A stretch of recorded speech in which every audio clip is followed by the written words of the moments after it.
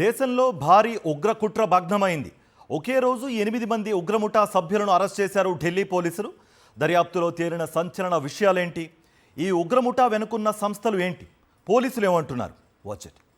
భారత గడ్డపై మరోసారి నెత్తురు పారించాలని చూసిన అంతర్జాతీయ ఉగ్రవాద ముఠా కుట్రను ఢిల్లీ పోలీసులు తిప్పికొట్టారు.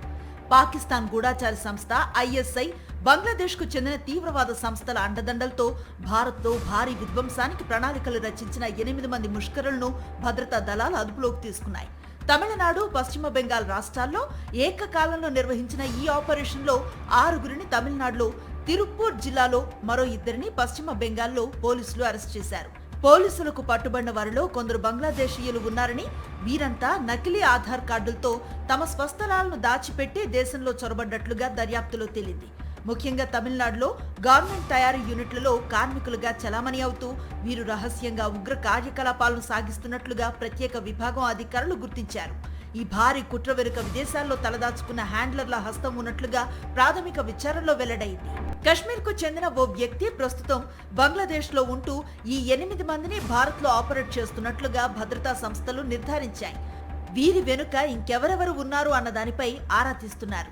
నిందితుల నుంచి 8 మొబైల్ ఫోన్లు, 16 సిమ్ కార్డులను స్వాధీనం చేసుకున్న పోలీసులు వాటిల్లో డిజిటల్ డేటాను విశ్లేషిస్తున్నారు.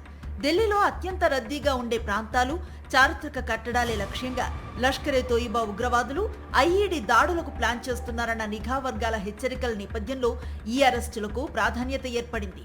ముఖ్యంగా పాత ఢిల్లీలోని చాందనీ చౌక్ ప్రాంతంలో ఓ దేవాలయంతో పాటు ఎర్రకోట పరిసరాల్లో మారణ హోమం సృష్టించేందుకు వీరు వ్యూహరచన చేసినట్లుగా సమాచారం.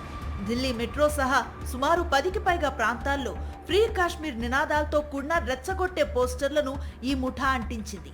ఈ పోస్టర్ల మూలాలపై దర్యాప్తు చేసిన ఢిల్లీ పోలీస్ స్పెషల్ సెల్ అధికారులకు తమిళనాడు కేంద్రంగా సాగుతున్న ఈ నెట్వర్క్ చిరునామా చిక్కింది.